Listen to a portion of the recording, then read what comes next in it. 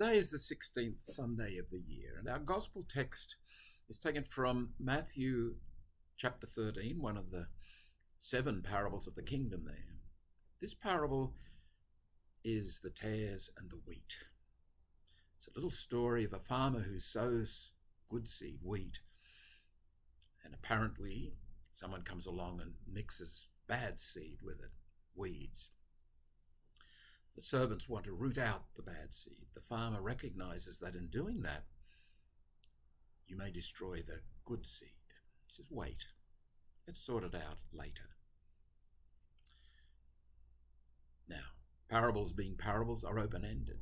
You will listen to this parable and you will engage with the Lord, with the moment of grace, in a way that's appropriate to you.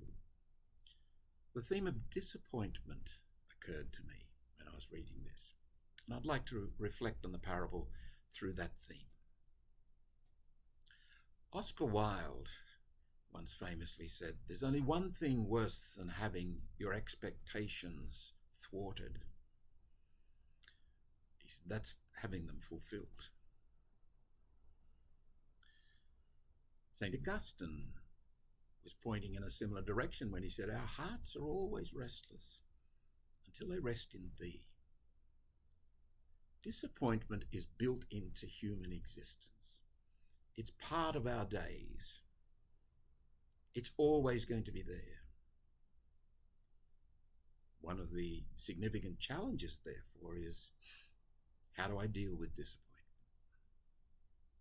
Do I treat it simply as anger because it's frustrating? I didn't get what I wanted. The bus didn't come on time. Somebody else did something that got in the way. How do I deal with disappointment? The tares and the wheat. Leave the tares alone. Otherwise, in getting rid of them, you may get rid of what is good. One of the ever-present dangers for us all is trying to assert control over our lives, to establish the fiction, and it is a fiction, an illusion, that we're in charge, actually. And then something comes along that reminds us we're not in charge, and we get very angry, very frustrated, disappointed. I suggest to you, reflecting on this parable, that disappointment is in fact potentially a moment of grace, a point at which we can grow. We can learn something in the moment of disappointment when our urge to be in control is frustrated.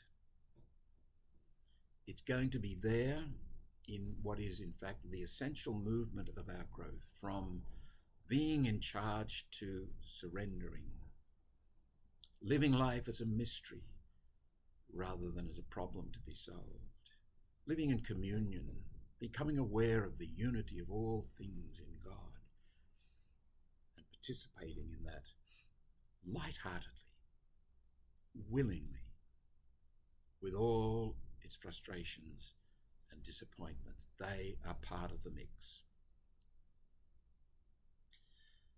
My dear friend and mentor, Father Adrian Van Kam, in his teaching, had a fundamental principle which he urged us to go back to, and I found it most enlightening and liberating. When you are seeking to be a better person, a more holy person, a more Christ-like person, look first at the human. Make the universal human, what pertains to all humanity, which you share in, make that your first port of call, and listen. Pay attention. Discover the truth that is there. And in discovering the truth in your human experience, you actually encounter the Lord. Jesus said, "I am the truth." The truth might be the truth of your anger, the truth of your frustration, the truth of your failure, the truth of your joy, the truth of your wonderment, the truth of your friendships. Seek the truth Listen for the truth. Pay attention to the truth. Submit to the truth. In one of his earliest books, Adrian Van Calm wrote in Religion and Personality the following, and I share it with you as a source of meditation. I have found it immensely enlightening and encouraging.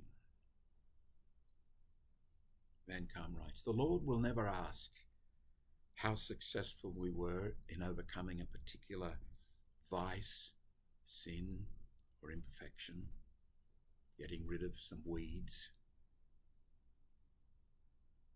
He will ask us, did you humbly, patiently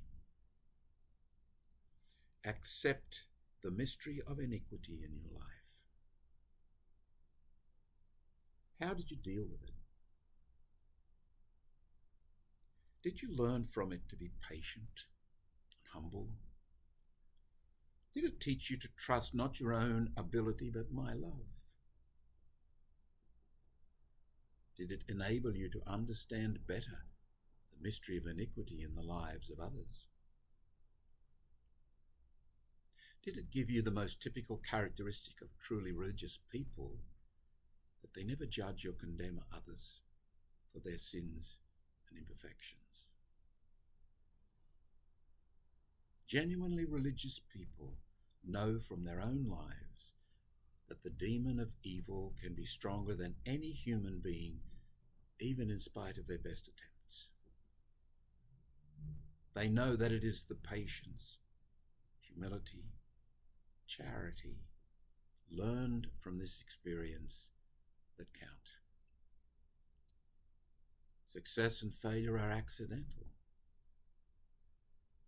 The joy of the Christian is never based on their personal religious success, but on the knowledge that their Redeemer lives.